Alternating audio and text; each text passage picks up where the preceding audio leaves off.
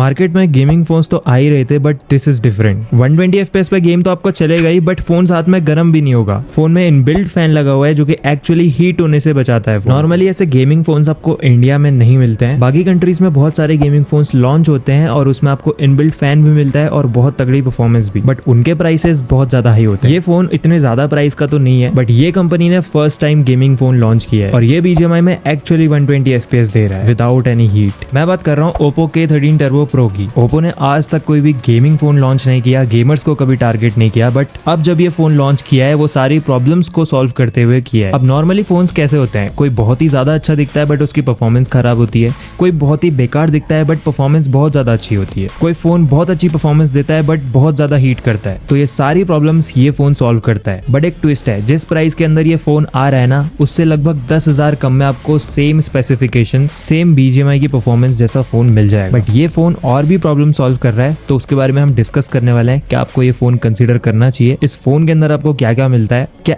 Actually आपको जरूरत नहीं पड़ेगी वो 50-60,000 70,000 की गेमिंग फोन लेने की इस फोन को लेने के बाद। तो चलो इस वीडियो को स्टार्ट करते हैं। बट अगर आपने अभी तक सब्सक्राइब नहीं किया हुआ है तो भाई जल्दी से कर लेना। अब Oppo ने ना दो फोन्स एक साथ लॉन्च किए हैं और ये कंफ्यूजन क्रिएट कर रहा है कौन सा फोन ज्यादा पावरफुल है, Oppo K13 Turbo and Oppo K13 Turbo Pro। और जो फोन में इनबिल्ट फैन है वो दोनों ही फोन्स में है, तो बिल्कुल भी कंफ्यूज मत होना। अगर आपने K13 Turbo Pro की स्पेसिफिकेशंस देख के K13 Turbo ले लिया ना तो भाई बहुत ज्यादा रिग्रेट करोगे। तो जो एक्चुअल में अच्छी गेमिंग परफॉर्मेंस आपको निकाल के दे सकता है, BGMI में 120 FPS निकाल के दे सकता है, वो है Oppo K13 Turbo Pro और इसका प्राइस है 38,000 रुपीज। और इस फोन के अंदर जो आपको प्रोसेसर मिलेगा वो है Snapdragon 8s Gen 4। 8s Gen 4 actually में पावरफुल प्रोसेसर है। Snapdragon 8 Gen 3 जितनी पावर है इसमें। लगभग 2 मिलियन के आसपास Antutu स्कोर्स आते हैं और प्राइमरी कोर की स्पीड 3.21 GHz तक है। अब देखो ये प्रोसेसर पावरफुल तो है, बट ये प्रोसेसर आपको वो फोन्स में मिल जाएगा जो 38,000 रुपीज से भी कम में मिलते हैं। फॉर एग्जाम्पल iQOO Neo 10 ये आपको 34,000 रुपीज में मिल जाएगा। Poco F7 32,000 रुपीज में मिल जाएगा। तो ये फोन्स अवेलेबल है सेम पावर के साथ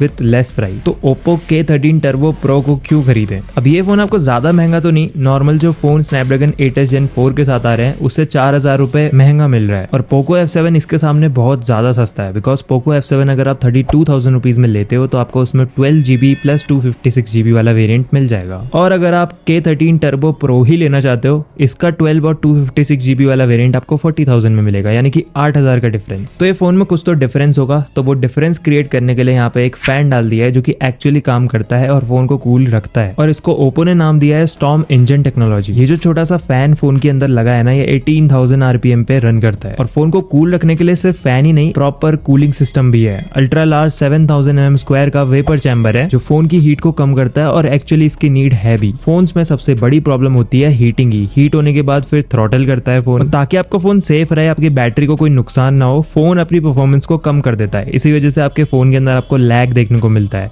अब अगर फोन हीट ही नहीं होगा तो फिर भाई लैग तो ऑब्वियसली नहीं होगा। बट क्या ये फैन एक्चुअली काम करता है? तो BGMI की परफॉर्मेंस की बात करते हैं। K13 Turbo के अंदर आपको BGMI में 120 FPS पहले से अनलॉक मिलेगा और ये इजीली आपको गेम के अंदर 118 से 120 FPS तक स्टार्टिंग पे देगा। पर जैसे जैसे आप गेमिंग करोगे थोड़ा बहुत फोन तो हीट होता ही। अब ऐसा भी नहीं है कि भाई फोन में फैन दे दिया तो फिर वो पूरा ठंडा रहेगा। अगर ज्यादा घंटे तक आप गेमिंग करते हो तो हर फोन के अंदर आपको FPS के अंदर ड्रॉप देखने को मिलता ही मिलता है। तो इस फोन में भी अगर 1-2 घंटे की गेमिंग आपने कर लिया उसके बाद आपको 115 से 118 FPS तक देखने को मिलेंगे और कुछ केसेस में आपको इससे कम FPS भी जाते हुए दिखेंगे। बट 115 से 118 का एवरेज मैं आपको बता रहा हूँ। 38,000 रुपीज के हिसाब से अगर एवरेज हमको 115 से 118 का मिल रहा है तो ये काफी सही है। ऐसा इसीलिए पॉसिबल हो पा रहा है बिकॉज ये फोन हीट कम करता है बाकियों के मुकाबले। iQOO Neo 10 के अंदर आपको 120 FPS तो BGMI में मिल चुका है, लेकिन उसमें कुछ प्रॉब्लम्स चल रही है। वो 120 FPS अगर आप खेलते भी हो तो भी वो 90 पे स्टक हो जा रहा है कई बार। और Poco F7 में 120 FPS आज तक गेम में आया ही नहीं। मतलब फोन में सेम प्रोसेसर है Snapdragon 8s Gen 4 but still इसमें 120 FPS नहीं है। सेम इसके पुराने मॉडल्स के साथ भी हुआ। BGMI में इनको 120 FPS मिलता ही नहीं है।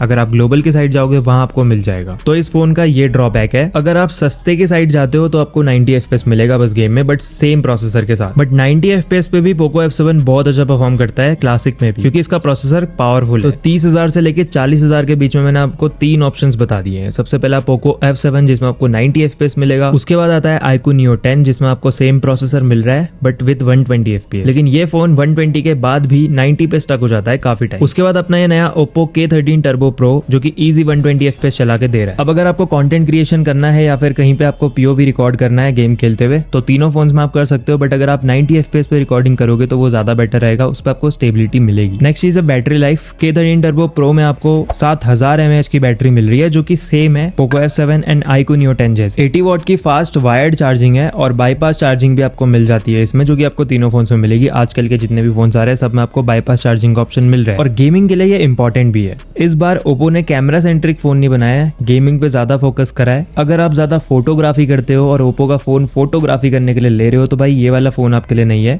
ये सिर्फ गेमर्स को टारगेट करके बनाया गया है। बट स्टिल डिसेंट फोटोज आप इससे ले सकते हो। बाकी फोन्स में आपको मोर वर्सेटाइल सेटअप मिल जाता है, अल्ट्रा वाइड और मैक्रो लेंसेज भी मिलते हैं, बट इसमें बेसिक है। ओप्पो ने पहली बार ये चीज करी है और वो जो फैन डाला है ना पीछे वो बहुत सही लग रहा है देखने में। उसमें आपको 8GB लाइट भी मिलती है और कैमरा की प्लेसमेंट में उसको डाल दिया, वो भी सही लग रहा है। बट कैमरास का सेटअप इस बार कम है, डिसेंट फोटोज आप ले पाओगे। अब अगर तीनों फोन्स को साइड बाय साइड देखा जाए तो मैं रैंकिंग देना चाहूंगा लुक वाइज। ये जो K13 Turbo Pro है ना ये मेरे को सबसे सही लगा लुक वाइज। सेकंड नंबर पे है पोको F7, ये भी फुल गेमिंग वाइब देता है। थर्ड नंबर पे है iQOO Neo 10 क्योंकि इसमें कुछ इनोवेशन नहीं हुई है अभी तक। अब देखो मैंने आपको सारी चीजें बता दी, ये जो 3 फोन्स हैं इनकी स्पेसिफिकेशंस लगभग सेम है, बस डिफरेंस आ रहा है वो कूलिंग सिस्टम का, वो जो फैन फोन के अंदर लगाया हुआ है और इसी चीज के आपसे ज्यादा पैसे लिए जा रहे हैं। तो अब मैं आपको एक और सॉल्यूशन बताता हूँ। अगर आपका बजट कम है और आपको आपके फोन को कूल ही रखना है तो आप फोन कूलर भी ले सकते हो और वो इससे ज्यादा इफेक्टिव रहेगा, क्योंकि ये चीज मैं खुद ट्राई कर चुका हूँ। अगर आपको एक बेस्ट फोन कूलर चाहिए तो मैंने आपको लिंक डिस्क्रिप्शन पे दे दिया है, आप वहां से परचेज कर सकते हो। बाकी अब आपकी मर्जी है 4000 रुपए ज्यादा देने हैं या कम देने हैं, ऑलमोस्ट सेम स्पेसिफिकेशंस और सेम पावर के साथ ये फोन्स आ रहे हैं। मैं डेफिनेटली रिकमेंड करूंगा ओप्पो K13 Turbo Pro को। खैर अगर आपने अभी तक सब्सक्राइब नहीं किया हुआ है तो भाई जल्दी से कर लेना। अब ओप्पो ने ना सिर्फ K13 Turbo Pro ही नहीं निकाला है, K13 Turbo भी निकाला है जो कि 28,000 रुपीज में आ रहा है। इस फोन में सब कुछ सेम है प्रो मॉडल की तरह, बट कुछ कुछ चेंजेस हैं जो कि मैं आपको बता देता हूँ। सबसे पहला तो प्रोसेसर इसमें आपको स्नैपड्रैगन का नहीं मिल रहा है, MediaTek Dimensity 8450 मिल रहा है जो कि 4nm बेस्ड है। ये प्रोसेसर भी पावरफुल है बट ये BGMI में 90 FPS के लिए कैपेबल है, तो ये फोन में आपको सिर्फ 90 FPS मिलेगा BGMI के अंदर। बैटरी सेम है 7000 mAh, डिस्प्ले भी सेम है, 80 वॉट की फास्ट चार्जिंग है, इसमें भी आपको कूलिंग फैन मिलता है। थोड़ी सी रॉ परफॉर्मेंस आपको कम मिलेगी प्रो मॉडल के कंपैरिजन में, बाकी सब कुछ इस फोन के अंदर सेम है। 10,000 रुपीज का डिफरेंस। अगर आपका बजट कम है 28,000 जितना है तो ये फोन भी आप ले सकते हो, इसमें भी आपको अच्छी परफॉर्मेंस मिलती है इस सेगमेंट के अंदर। और बाकी सब प्रो वाले फीचर्स तो है ही, बट मेरे अकॉर्डिंग यार इसके अंदर भी स्नैपड्रैगन का प्रोसेसर देना चाहिए था। 8s Gen 3 तक प्रोसेसर दे सकते थे। खैर कोई बात नहीं, Dimensity भी आज के टाइम पे अच्छे परफॉर्म कर रहे हैं, बट थोड़ा सा हीट ज्यादा करते हैं और लॉन्ग टर्म में थोड़ा सा कम परफॉर्मेंस दे पाते हैं। दैट्स वाई मैं आपको प्रो मॉडल ज्यादा रिकमेंड करूंगा और जो उसके अल्टरनेटिव्स है वो भी आप ट्राई कर सकते हो, क्योंकि परफॉर्मेंस उनमें भी सेम है और कम प्राइस में आपको मिल रहा है। तो इसका लिंक मैं आपको डिस्क्रिप्शन पे दे दूंगा, आप अगर परचेस करना चाहो तो कर सकते हो। बाकी अगर आपको फोन कूलर चाहिए तो उसका भी लिंक मैंने आपको डिस्क्रिप्शन पे दिया है। इस वीडियो में इतना ही था। आपको वीडियो पसंद आई हो तो लाइक कर देना, चैनल पे न्यू हो सब्सक्राइब करना। मिलता हूँ मैं आपसे अगली वीडियो में, अभी के लिए बाय बाय।